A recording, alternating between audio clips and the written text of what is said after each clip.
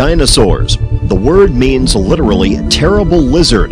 They've fascinated the minds of children and adults alike since the discovery of their fossilized bones in the mid-1800s. Thousands of TV programs, movies, books, magazines, and radio shows have been dedicated to them and the time when they roamed the earth. But when was that time? Starting with Charles Lyell in the late 1700s came the idea that the layers of rock and sediment we see around the world took millions of years to form. This ultimately led to the theory that the dinosaurs lived 65 million years ago and in some strange catastrophe were wiped from the face of the earth, never to be seen by man. Today, the idea that dinosaurs and man were separated by 65 million years is accepted as fact, with little question by most people. But is it true that man has never seen a living dinosaur? What does the fossil record say? Does the fossil record give us evidence of man and dinosaur living contemporaneously? And if there was such evidence, what would be done with it, and how would today's academia respond? Join us now as we journey on an adventure, digging into the past, exploring the present, and uncovering the truth about dinosaurs, man, and their footprints in stone.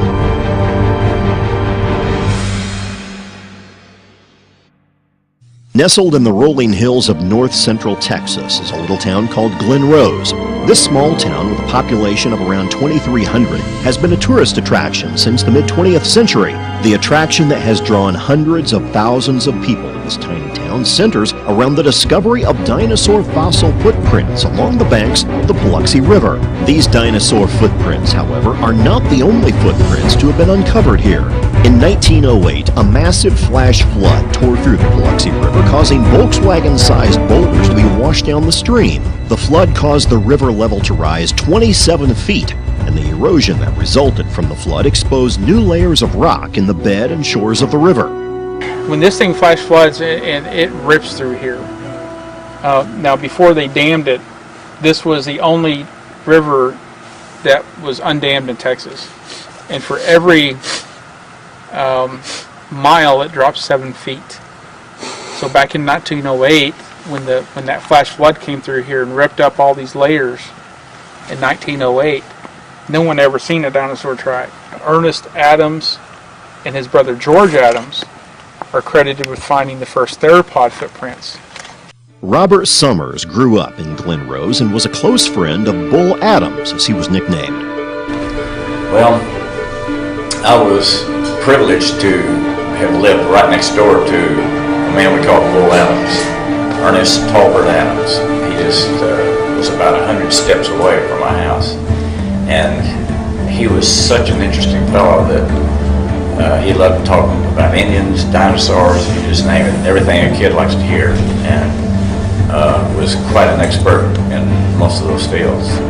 So what would be your relationship with him and the tracks? Well, probably no relationship between me and him and the tracks, except for the fact that he was the first one that I know about that knew what they were. His brother George had found them during the summer. He was just kicking around rocks up the creek here in town. Bull Adams was friends with another resident named Charlie Moss, and in 1909, on one of their numerous swimming excursions in the Paluxy River, Bull showed Charlie Moss another set of tracks.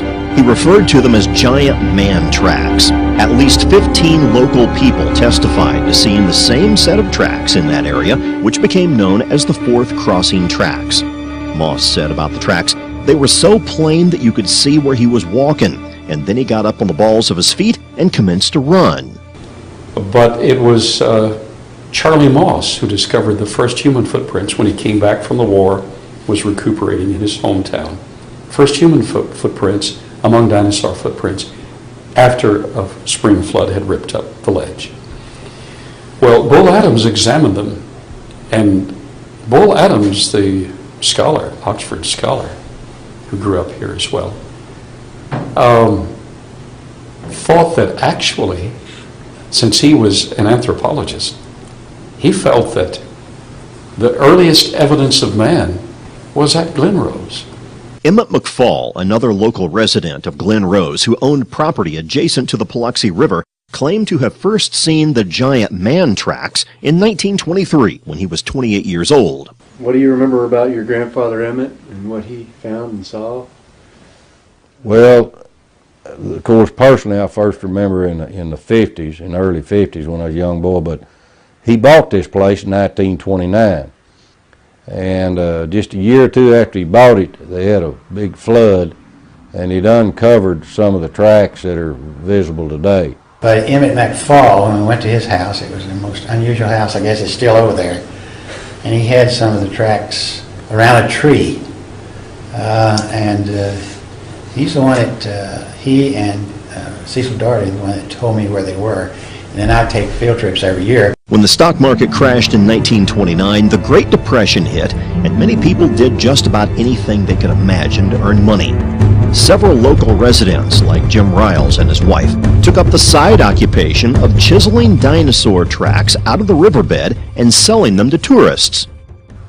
During the 30s, he had a man that worked for him that lived here on the place named Jim Riles, and Jim dug out what we call human tracks and dinosaur tracks, and they sold them to different people. To the residents of Glen Rose, Texas, the idea of man and dinosaurs living together was not so strange. Before the 1930s, the theory of evolution had not become widespread throughout the public education system. As a result, the residents in and around Glen Rose thought nothing of these giant human footprints in stone. The amazing thing about it is that I wasn't amazed at the time. And we were looking at these tracks, and I walked over to the side and I said, well, they must have been playing with the kids down here, because here's some boy or man tracks right alongside of them, but I didn't think anything about it. And until much, much later, found out the significance of man tracks with dinosaurs. I didn't have a problem with that. And until I started learning some of the things they were teaching in schools, that man came along a long time after the dinosaurs, supposedly. A very clear and pristine human track was extracted by Riles and then sold to a Dr. Cook in Cleburne, Texas. Well, I guess that was in the 30s, or it might have been in the 40s. He dug out a real good one that he sold to, he was a doctor, an MD over in Cleburne in Johnston County, and it was perfect. I never seen the actual track. My dad and my granddad did, but I seen pictures of it. But it had just perfect 5 toes, arch in the foot, heel just like we have today if we was to step in mud, and then the mud would harden, and form. I mean, it was perfect. Thousands of people claim to have seen this track, which was on display on the wall of the Cook Medical Clinic. Unfortunately, upon Dr. Cook's death, it is believed by his son that the track was stolen and is still missing to this day. In the late 1930s, early fossil hunter Roland T. Byrd came to Glen Rose looking for fossils and dinosaur tracks. His initial interest in Glen Rose was sparked by a set of fossilized human footprints he saw on display in a small Arizona trading post. Byrd was quoted as saying this in Natural History magazine, quote, "Yes, they apparently are real enough. Real as the rock could be. The strangest things of their kind I have ever seen. On the surface of each was displayed the near likeness of a human foot, perfect in every detail, but each imprint was 15 inches long." Roland T. Byrd actually etched his name in paleontological history by coming to Glen Rose and directing the excavation of a series of dinosaur footprints in the Paluxy Basin, near the area that is now the state park. The May 1939 Natural History magazine article was the first and last time Byrd mentioned the human tracks in his writings of the Paluxy fossil tracks. A short time later, a geologist named Clifford L. Burdick was inspired by the article and decided to investigate the Glen Rose tracks. Burdick began his search with the human prints he saw in the article taken from the storefront window in 1945 and managed to locate them in a small museum in Arizona. Now later in 1950, he published a short article entitled "When Giants Roam the Earth, Their Fossil Footprints Still Visible," in the Seventh-day Adventist periodical Signs of the Times. Burdick continued to research and document the tracks throughout his lifetime, and multiple footprints, both dinosaur and human, were found and extracted from the riverbed. The primary reason they were extracted was because when exposed to the weather, they were subject to serious erosion due to the carbonic acid that built up on them. They would be preserved if extracted. You see, erosional factors are at play. Weatherizing the flow of the river. And when the river gets dry, carbonic acid actually eats into the rock. This is what happens when, over years of time, they get carbonic acid from the rainwater, and it just destroys, it just crumbles this rock, and it really erodes these tracks and eats them pretty quickly. The legend of the giant man tracks continued to grow stronger when in 1964, Dr. Billy Caldwell, a geologist from Fort Worth, Texas, received a startling revelation. I went into the stone business and started handling building stone for building that we would bring. As a geologist, I could bring it from all over the United States. And one day in 1964-65, one of my stone suppliers from Glen Rose, his name was Bill Osborne, he came in with a pickup truck, and the back of the truck said, "I want to show you something." And the back of the truck was a piece of Glen Rose limestone. I could still see the fossils in it. It was about 4 foot by 4 foot, and it had a perfect human print in it. And I saw there was no differential weathering across and down in the track and up. It was the same weathering all the way across. There wasn't any indication of carving. It was a perfect looking print. And I said to Bill, "Where'd you get that?" And he said, "In the middle of the Paluxy River. It's been kind of slow, so we got out there with a cold chisel, and we spent a week cold chiseling this off." It was 4 to 6 inches thick, and so it weighed hundreds of pounds. And then he told me one day, well, I said, "That is a really miraculous thing." And I asked him one day, what is he going to do with it? He said, "I've had an offer, I think, of $800 from a man in Houston." So I said, "Well, I sure would like to have a casting of that if you're going to sell it." And so he made me a concrete cast. And that original casting is here in the museum. The concrete one. It was pretty heavy. The real print that Bill Osborne sold was last seen at the 1965 New York World's Fair. It has never been seen since. Possibly, like the Cook Medical Clinic print and artifacts that counter the evolutionary belief system, it was bought up and hidden away or possibly destroyed. The last scene of Raiders of the Lost Ark, where they're there, the storage area where they've hidden the Ark, that picture of we have good men working on it, it's hidden, and that's a pretty real depiction. I think they hide more things than they show, and we've run into that several times. In the late 1960s, the Reverend Stanley Taylor from Peoria, Illinois, heard about the human tracks through the writings of Clifford Burdick and went to Glen Rose to investigate for himself. He conducted numerous interviews with old-timers, shot 16mm film, and even extended the existing human footprint trails by excavating the overburden along the bank of the river. Fresh new human and dinosaur tracks were found in the same rock layer next to each other, and one of the trails was named the Taylor Trail after its discoverer. A film called Footprints in Stone was made using a 16mm camera and released in 1972. This film showed numerous people putting their feet in the tracks with a near-perfect fit. For at least a decade, this film was shown to numerous church and school groups across the country. I became acquainted with the footprints down here in 1972. The film had just been made, Footprints in Stone. And in fact, it wasn't fully edited, put together, but was shown in raw form. And so I got very excited about that, and I wanted to see them myself. And there were a couple of young teenagers that were skeptics. Their parents attended where I preached. I got them to go with me on this trip. We rented a motorhome. I got to see the footprints, and they got to walk in them and stick their feet in them and feel that they fit. And they became devout Christians as a result of that. I saw the effect, and I believe this was very good evidence. By late 1989, erosion had taken a considerable toll on the Taylor Trail, but at least 3 of the tracks within the trail still displayed clear human footprint features. In 1989, these 3 tracks were maliciously destroyed. Someone had entered the riverbed and used a metal bar to demolish the remnants of the clearest tracks within the Taylor Trail. Another track researcher was Dr. Cecil N. Doherty, a chiropractor that moved to Glen Rose specifically because of the tracks. He spent 17 years investigating them and photographing them. In 1971, he came out with a book called Valley of the Giants, which gave descriptions, locations, and pictures of the giant human footprints.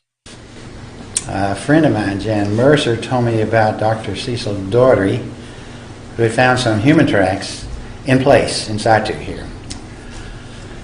So we contacted him and we came down here and he took us to the tracks. They were perfect. They were over in this area and between McFall and the park here. They were so perfect that it was unbelievable. Sometimes I'd bring them down, the water would be real deep and we just had to kind of fill them. Other times the water was real low and we could see them. And there was 2 or 3 perfect tracks there. Carl Baugh came to Glen Rose in 1981 to excavate some of the dinosaur tracks. Dr. Baugh was a Christian but believed in evolutionary theory and cleaved to the idea that man and dinosaur were separated by 65 million years of time, and so was not expecting to discover the shocking revelation that changed his paradigm. So I finally came to Glen Rose. I was completing the Master's in Archaeology. I had referred to the possibility that there were human footprints among dinosaur footprints. So my mentor, Dr. Clifford Wilson, said, if you're going to refer to that, I'm assigning you an actual excavation. You'll need to go to Glen Rose and perform an actual excavation. So I got volunteers and did. At that point, I still personally held to the long ages. I accommodated the dinosaurs in the Mesozoic era of the past, and I felt that there was some substantiation to the geologic column. And then I came to Glen Rose, performed the excavation, and to my absolute amazement, after excavating 19 dinosaur footprints, at the end of that slab, as I excavated through the clay, there was not only a dinosaur footprint, but 17.5 inches from the dinosaur footprint, there was a 16-inch human footprint. Now that blew my mind, because my paradigm didn't accept that. In 1984, Dr. Baugh obtained another print from the Paluxy through Clifford Burdick, a geologist from Tucson, Arizona. Clifford Burdick, geologist, actually bought 2 prints way back in probably the 1950s in Arizona. He sent one to an Adventist college in the east. They sectioned it, and the laminations were not all that clear. He kept the other. I was able to get the other from him in the 1980s. It was part of his treasure. I was able to get it from him, to purchase it. That came from Paluxy. It came from the Paluxy. It came from the area on 67 where the bridge crosses 67. And it was excavated there. Okay. As they were building the bridge, cut up for the bridge. The most recent human footprint finding from the Paluxy River was in 2002. A resident of Stephenville, Texas, and amateur fossil hunter Albus Delk was walking along a tributary of the Paluxy River when he came across a fairly large fossilized rock with a dinosaur footprint in it. The rock was lodged between several other rocks, and after about 45 minutes of work, he was able to get the slab loose. He took it home and stored it with the rest of his other fossil findings that he had accumulated through the years. The rock remained uncleaned and stored in his collection until 2008, when he decided to sell some of his fossils. In preparation for selling the rock fossils, he took a soft brush and started to clean the dust and dirt off the slab when it revealed an amazing discovery. Within the tip of the dinosaur footprint was the outline and shape of a human foot. The rock clearly displayed all 5 toes, instep, and heel partially penetrated by a 3-toed theropod type of dinosaur. Here we have a human footprint, 11.5 inches in length, same length as the O.W. Willett print. This was discovered by Alvis Delk. Human footprint stepping first. Stepping on and intruding into the human footprint is an Acrocanthosaurus dinosaur footprint. Notice some of the mud was consolidated in the human footprint, and the dinosaur actually pushed it up into the human footprint as he moved forward.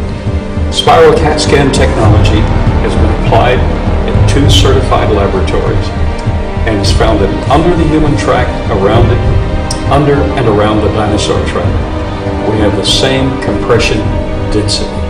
So it is genuine.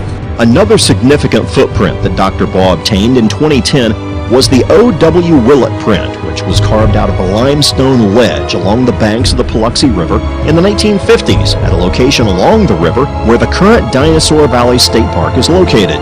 Willett's family was in possession of the print for 60 years and finally decided to sell it to Dr. Baugh's museum. Retired park rangers have told people that they used to have yellow paint sprayed around the human tracks and would point them out to the public when they came to visit. But after evolution became popular in the 1970s, they were forced to tell the public that there were no human tracks in the park. When we investigated Dinosaur Valley State Park, we were told by the park interpreter that there were no human tracks in the park. You're not going to ask me anything about man tracks? If you do not want us to ask I you do anything not about want man to tracks, talk about man tracks. That's fine. then we will not. Then we won't ask you those questions. Okay. Because there's none in the park. Dinosaur Valley State Park was going to have a grand opening on that weekend, and that there was going to be dinosaur footprints and that kind of stuff. And so we decided, let's go check it out. So we go there. There were signs that were pointing to the different tracks and the different dinosaur tracks and to the human footprints. And the dinosaur tracks on the signs were yellow with black letters. And they said the names of the dinosaurs that made those tracks. On the human footprints, on the big ones, there was a sign that was pointing to one of the big ones, and it said caveman tracks.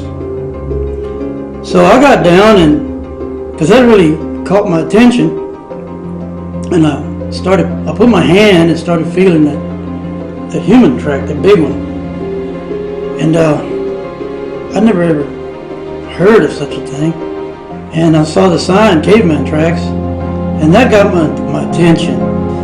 So time went on, a few years. One day I was reading in Genesis. And I read, I think it's in Genesis chapter 6, where the Bible says that right before the flood that there was giants on earth. And right when I read that, it was like a slide, like a picture in my head. I remember that footprint that I had seen about 12 years before that. There at Dinosaur Valley State Park. And I told my wife, I got up and I told my wife, it says here that there used to be giants on the earth. We got to go in the car. We got to go, I got to show you these. So we made a beeline for the state park. 12 years had passed since the time that I'd been there with my buddies. And we went, my wife and I, and went down there and we looked and looked and looked. Couldn't find any human footprints anywhere. So go back into the office or there, the area where, the rangers and all the people that work for the park were sitting behind their desks and stuff, and I'll go up to the counter. I said, what happened to those caveman tracks that y'all used to have out here? And they all looked at me and they didn't say anything. I said, what happened to the human footprints and the caveman tracks that you used to have here? And someone spoke up and said, we never had anything like that out here. I said, oh yes you did, back in 1972. I saw them and my buddy saw them. No, we've never had anything like that. So I left, and we were in the parking lot, but there was an elderly gentleman that was inside, and I didn't notice him, but he followed me outside, and he stopped me in the parking lot. And he said, pardon me, sir, and I said, yes. He said, I heard what you were saying inside. I heard what you were asking those people in there. He pointed to it's kind of wooded around in there. It's up in It's hilly and wooded. He pointed through the woods, and there was a building, a small building like a shed. And he said, those signs that you said you read, caveman tracks and the dinosaur names that were on those signs, he said, they're in that shed, they're in the woods. That shed, you see it? I said, yeah, I see it. He said, those signs are in that shed. And I asked him, how do you know? He said, I put them there. And I said, you put them there? He said, yes, I put them there. He said, I used to work here back during that time that you're talking about. And I asked him, I said, well, what happened? And he said, well, they took the signs out and they took the footprints, they took them out. And I said, well, then they were here. He said, oh yeah, they were here. But the human tracks aren't just a local phenomenon. This is a worldwide occurrence. There are fossil footprints in almost every continent of the world. We find them in Asia, we find them in Africa, South Africa, we find them in France, Italy, Australia, Mexico, Central America, Nicaragua. Some of the footprints here locally are in Glen Rose. We also find them in Tennessee and in Kentucky, in Oklahoma, in Utah, in Arizona, in Colorado. And so this isn't really isolated to Glen Rose. These fossil footprints can be found on a global scale in many different parts of the world. There are two more sites in Texas, down near Sonora, Texas. There's a site where there are 5 in a right-left pattern. They were discovered in the 30s. A&M came down and studied them and documented them and photographed. I have their photographs. They're much more spectacular now, but they're still plain. 2 or 3 of them are just spectacular. In Cretaceous limestone. That's down at the southern extreme of the state. On the northern extreme, up in the Panhandle, you have another track that was there displayed in the courthouse of Stinnett, Texas, and it was there on display for years. It caused so much controversy that the fellow that owned it actually removed it, and it's in his home now. But there were actually initially 9 tracks, and in '52 they were in the newspaper. We have the newspaper articles of these 9 tracks. Well, one of them has survived. We've learned the location of at least one other. Another amazing track that was found in New Mexico can be seen here. We had a mining permit at the time. We had a permit to be there and a permit to excavate. But you have to pass through about 5 different ranches in order to get to the spot. And the fellow that owned the ranch adjacent to the property, I mean, this was BLM property, the Bureau of Land Management, was not his, but he thought it was his. And we had the paper, the permit. He had a shotgun. And the shotgun trumps the paper every time. We had to leave. But we did get it well documented with cast and photographs, stereo photographs. We did not get the track. In 1968, amateur fossil collector William J. Meister discovered the fossil of a human footprint. When Meister first found the print, he took it to a geologist to examine it. The geologist offered him $250,000 for the print. Meister asked, "What are you going to do with it if I sell it to you?" The geologist responded, "I'm going to destroy it. It destroys my entire life's work as a geologist." They say a picture is worth 1,000 words. That statement has never been more applicable than in the human footprint controversy. Dr. Patton, in his lifetime of expeditions, has experienced numerous attempts to block, stall, and hinder the finding of the truth regarding man and dinosaur living contemporaneously. When you're messing both with their science and their religion, naturalistic religion, you really raise the ire, and the viciousness is more than is imaginable. You kind of get used to it. You try to work with it and avoid it, but it doesn't surprise and it doesn't deter. This evidence of fossil footprints in stone puts to rest the idea that man and dinosaurs were separated by 65 million years and supports the biblical model of creation. Evolution is a bankrupt theory. However, its defenders, which include humanistic academia and the establishment media, are prepared to defend it to the bitter end. Over the past 200 years, the battle to remove God from the hearts and minds of men has raged on, and many proponents of evolution have used this theory in an attempt to undermine the authority of the Word of God. Any evidence in support of a biblical model of creation, no matter how convincing, will continue to be opposed in support of evolution because of the implications of having the Bible shown to be correct. But what are the implications of the foundational battle of creation versus evolution? Either we arrived by a naturalistic evolutionary progression, or we arrived by special creation. In every major university around the world, in the philosophy department, the four great questions of life are taught, or they're asked. They're never answered. Those four great questions are, who am I? Where did I come from? What's my purpose here, and where am I going? Who am I if evolution is true? Nobody. Where did I come from? Came from a rock. What's my purpose? I'm fertilizer for the future. Where am I going? Nowhere. If evolution is true, this is it. But some creationists hold to evolution and say, well, this is how God did it. If God did it that way, but said he did it otherwise, you can't trust him. You're not going anywhere. If evolution is true.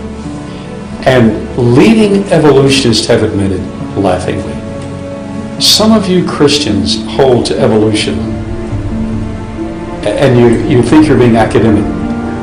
They're incompatible. It's one way or the other, and they laugh and admit it. So, the other alternative.